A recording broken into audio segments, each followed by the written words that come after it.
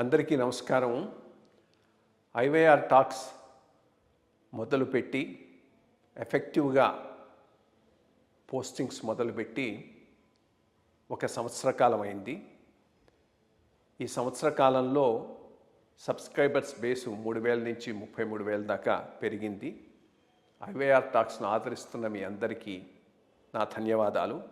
భవిష్యత్తులో కూడా ఇదే రకంగా ఐవైఆర్ టాక్స్ని మీరు ఆదరిస్తారని ఆశిస్తూ ఉన్నాను. Thank you. 24 తర్వాత మళ్ళీ గవర్నమెంట్ మారిపోయింది కదా అని చెప్పి వీళ్ళు కొత్త గవర్నమెంట్కి మామూలు రొటీన్గా పంపించారు. పంపిస్తే కూడా వీళ్ళు 1 ఇయర్ ఎందుకు ఎక్స్టెండ్ చేశారు రొటీన్గానే, కొంచెం కష్టం మీద. సెక్రటరీ ఆయన సంజయ్, మాకు పంచాయతీరాజ్ అప్పుడు ఆయన ఉండేవాడు, ఇప్పుడు ప్లానింగ్ ఫైనాన్స్కి వెళ్ళిపోయాడు కదా, సందీప్ కుమార్. అతను లేదు ఆయన కావాలని అడిగాడు అనేసి ఇచ్చేశారు. సో 31/3/25 వరకు ఆటోమేటిక్గా ఇచ్చాము. తర్వాత వీళ్ళు ఏం చేశారంటే 31/3 all should be relieved, again fresh proposal should come అని చెప్పి సీఎం ఏదో ఆర్డర్ వేసేసాడు. అనేసరికి దాంతో తీసేశారు, మళ్ళీ రాసి పంపించారు. కానీ ఇప్పుడు ఆ పాత జీవో వ్యాలిడ్గా లేనట్టు అయిపోయింది దాని మూలాన్ని. సో ఇంకా అంతవరకు ఏం రాలేదనుకోండి, అది అలాగే ఉంది. సరే ఏం జరిగితే జరుగుతుంది, I'm not also worried about it. అది అంటే ఇప్పుడు అంతా సీఎంఏ పెట్టుకున్నట్టున్నాడు. అది ఏం చేస్తాడో ఎవరికి తెలియదు.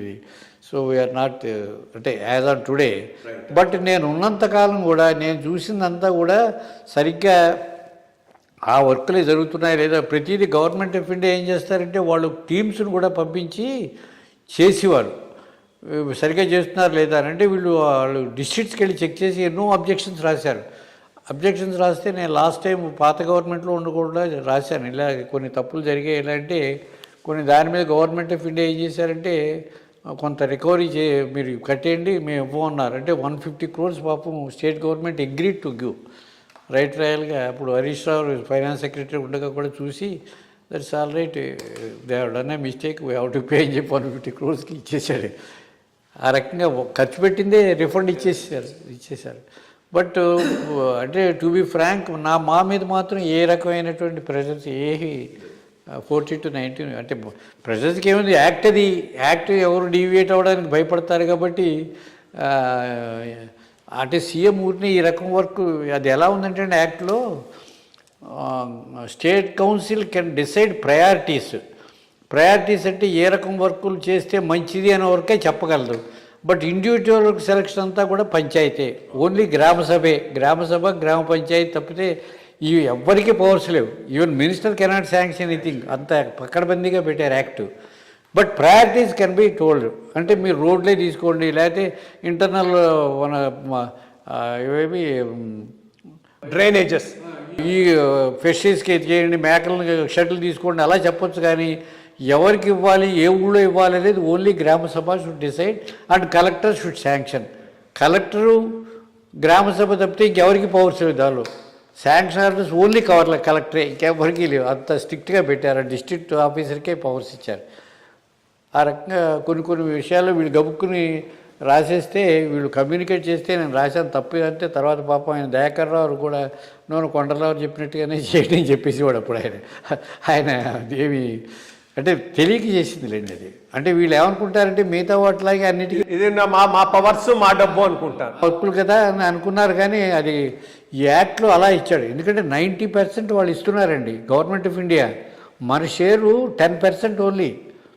అంటే మెటీరియల్ కాంపోనెంట్లోనే మనది 25, 75 వాళ్ళది, ఎంటైర్ లేబర్ కాంపోనెంట్ వాళ్ళది. ఓవరాల్గా చూస్తే వాళ్ళది 90 అవుతుంది, మనది 10 అవుతుంది. సో 90% వాళ్ళు ఇచ్చినప్పుడు గవర్నమెంట్ ఆఫ్ ఇండియా యాక్ట్ ప్రకారం పోవాల్సిందే కదా. 10% కోసం లేకపోతే మానేస్తూ ఉంటారు వాళ్ళైతే. అది ఎంతమంది పిల్లలు ఏం చేస్తున్నారు? మాకు 2 అబ్బాయిలండి, 2 సన్స్. ఇద్దరు కూడా ఇంజనీర్లే. ఫస్ట్ సన్ ఏమో ఆంధ్ర యూనివర్సిటీ వైజాగ్ నుంచి బిఈ సివిల్ అయ్యాడు. అయిపోయిన తర్వాత ఇక్కడ పొల్యూషన్ కంట్రోల్ బోర్డులో జాయిన్ అయ్యాడు. వాడు 84 ఆ ప్రాంతంలో జాయిన్ అయ్యాడు. చేయనికి 2 ఏళ్ళు పనిచేసిన తర్వాత దానిలో సెలెక్ట్ అయ్యాడు. వాడు చీఫ్ ఇంజనీర్ కింద అయిపోయి రిటైర్ అయ్యేవాడు. ఇప్పుడు వాడికి 62 దాటిపోయి, అంటే వాడు నెంబర్ 1 ర్యాంకే వచ్చాడు ఇక్కడ కూడాను. అయితే మధ్యలో 2 years అయిన తర్వాత వాళ్ళకి ఎంఎస్ చదివితే మంచిది ఎన్విరాన్మెంటల్ ఇంజనీరింగ్లో అని చెప్పి వాళ్ళందరూ సజెస్ట్ చేస్తే, సరే క్యాన్సాస్ యూనివర్సిటీ అక్కడ వాడు అప్లై చేస్తే దానికి సీట్ వచ్చింది. వాడు అక్కడికి వెళ్ళి 2 years ఎంఎస్ ఎన్విరాన్మెంటల్ ఇంజనీరింగ్ చేశాడు.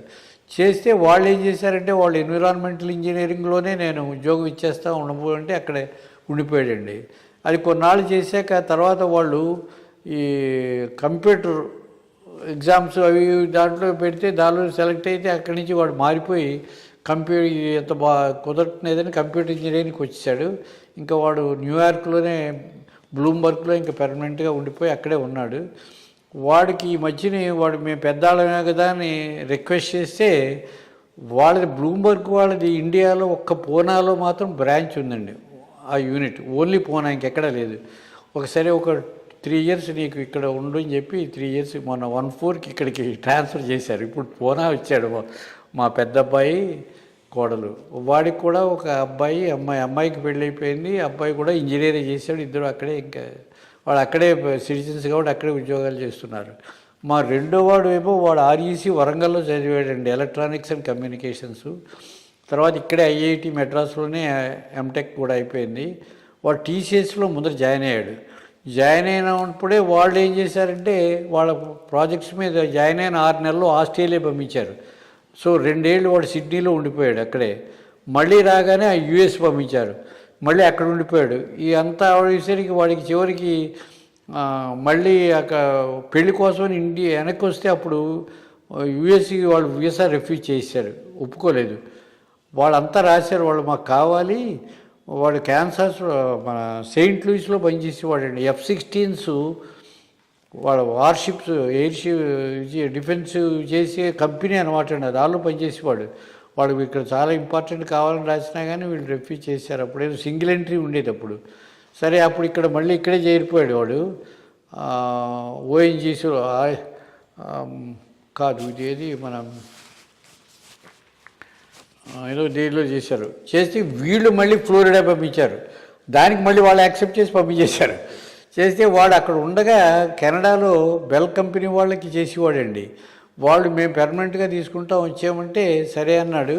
అనేసరికి వెనక్కి వచ్చాక వాళ్ళే అన్నీ వీసాలు అన్నీ కెనడా వాళ్ళే తీసుకుని ఇంకా కెనడా తీసుకుపోయారు. ఇంకా అక్కడ పెర్మనెంట్ అయిపోయాడు వాడు. సో ఇంకా ఫ్యామిలీ అయ్యాక అక్కడే వాళ్ళకి పిల్లలు పుట్టారు, ఒక అబ్బాయి అమ్మాయి.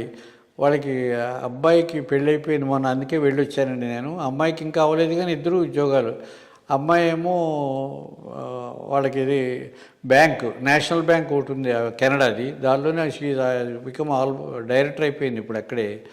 రెండో వాడు ఇంజనీరు, వాడు ఉద్యోగం చేస్తున్నాడు. వాడికి పెళ్ళి అయింది మొన్న. ఆ అమ్మాయి కూడా అదే. సో ఇద్దరు అబ్బాయిలకి అబ్బాయికి అమ్మాయికి కూడా ఇద్దరికి కూడా ఒక అబ్బాయి. అంటే నాకు 2 మనవాళ్ళు 2 మనవరాళ్ళు. అదండి మా ఏదో భగవంతుడు స్వామి దయ వల్ల. దీనిలో ఒక విశేషం ఏంటంటే అండి, మా పెద్దాడికి చాలా కాలం వరకు పిల్లలు పుట్టలేదు. పుట్టకపోతే ఒకసారి పుట్టపర్తి పెళ్ళైన తర్వాత నాతో పాటు మా పెద్ద కోళ్ళు వచ్చేసరికి ఏదో ఒక మాటల్లో గబుక్కుని వీళ్ళ పిల్లలు ఏం చేస్తున్నారు అనేసరికి మా భార్య ఏమో ఆవిడ స్వామి ఇలాగ నా పెద్దాడికి 6 ఏళ్ళు అయిపోయింది పెళ్ళి, పిల్లలు పుట్టలేదు అలాగా అని ఎలా చూశారు. వెంటనే పుడతారులే వెళ్ళు అన్నారు అని విభూతి ప్రసాదం ఇచ్చేశారు. మీరు నమ్మరు, ఆయన చెప్పిన 1 month వెళ్ళిపోయారు. వెళ్ళేసరికి 1 monthలో ఇంకా అవ్వలేదు, రాలేదు. 3 monthsలో క్యారేజ్ ఆయన వచ్చేసింది. వితిన్ 1 year అమ్మాయి పుట్టేసింది. అమ్మాయి పుట్టిన తర్వాత మళ్ళీ 5 ఏళ్ల వరకు పిల్లలు పుట్టలేదు. మళ్ళీ ఒకసారి ఏదో వచ్చినప్పుడు మళ్ళీ తీసుకెళ్ళి చూడగానే మళ్ళీ నా వైఫే ఇలాగ 5 ఏళ్ళు అయిపోయింది స్వామి పుట్టలేదు, మొదట అమ్మాయి పుట్టింది, ఓహో అబ్బాయి కావాలని ఉంది కదా నీకు మనసులో, సరే అబ్బాయి పుడతాడులే 1 monthలో అవుతుంది చూడు అన్నారు. మీరు నమ్మరు, మళ్ళీ వెళ్ళిన 1 monthలో ఆటోమేటిక్ స్టార్ట్ అయిపోయింది. సో 2 పిల్లలు కూడా స్వామి దయ వల్లే పుట్టారనేటటువంటి నమ్మకం మాకు స్ట్రాంగ్గా ఉంది వాళ్ళిద్దరూ. అలాగే ఇది ఈరోజు మన ప్రస్థానం. కొండలరావు గారు చీఫ్ ఇంజనీర్గా, ఇప్పుడు 90 ఏళ్ల యువకురు వీరు. ఈయన ప్రస్థానం మనం మొత్తం చూసినట్లయితే బాగా తెలుస్తున్నది ఏంటి అంటే 1960 దాకా ఆనెస్ట్ ఆఫీసర్ల నుంచి రాజకీయ నాయకుల నుంచి కూడా సపోర్ట్ ఉండింది. ఆయనే చెప్పారు, కరీంనగర్లో పనిచేస్తుంటే చొక్కారావు గారు వాళ్ళ సమితి ప్రెసిడెంట్ అందరూ ఆయనకు సపోర్ట్గా నిలిచారని. 60 తర్వాత ఆయన మళ్ళీ వెస్ట్ గోదావరికి రాగానే అక్కడి నుంచి స్టార్ట్ అయింది ఇది ఆఫీసర్ను తొలగించాలనేటటువంటి ఇది. బట్ కొంతవరకు కలెక్టర్లు ప్రొటెక్ట్ చేయగలిగారు, ఆఫీసర్లు ప్రొటెక్ట్ చేయగలిగారు, మినిస్టర్లు ప్రొటెక్ట్ చేయగలిగారు. ఆ పైన నెమ్మదిగా 80 తర్వాత స్లోగా ఆ ప్రొటెక్షను ఆఫీసర్ల నుంచి పోయింది, పాలిటీషియన్స్ నుంచి ప్రెషర్ చేస్తేంది. అందువల్ల రాను ఈ ఒత్తిళ్లు తట్టుకోవటం చాలా కష్టమైంది. అది చాలా క్లియర్గా ఆయన లైఫ్ సైకిల్లో మనకు తెలుస్తుంది. బట్ స్టిల్ ఆయన అనుకున్నట్టుగా మెయింటైన్ చేసుకుంటూ చివరి దాకా తన వృత్తిని, ధర్మాన్ని తప్పకుండా నిర్వర్తించగలిగాడు. అప్పటికీ ఏది కింది వాళ్ళు పిటిషన్లు పెట్టి ఆయన కెరియర్ను పాడు చేయడానికి చూసినప్పటికీ కూడా అటువంటి ఐడియల్ పరిస్థితులు ఈనాడు లేకపోవచ్చు. కానీ ఇప్పటికి కూడా సరిగా పనిచేసేవాడంటే, ఆనెస్ట్ ఆఫీసర్ అంటే రెస్పెక్ట్ చేస్తారు, భయపడతారు. దాంట్లో ఏమీ సందేహం లేదు. 90 ఏళ్ల వయసులో 90కి ఇంకొక కొన్ని నెలల్లో 90 చేరబోతూ ఉన్నటువంటి కొండలరావు గారికి భగవంతుడు ఆయురారోగ్యాలు ప్రసాదించాలని కోరుతూ ఇంతటితో ఈ ముఖాముఖిని ముగిస్తున్నాను. నమస్కారం.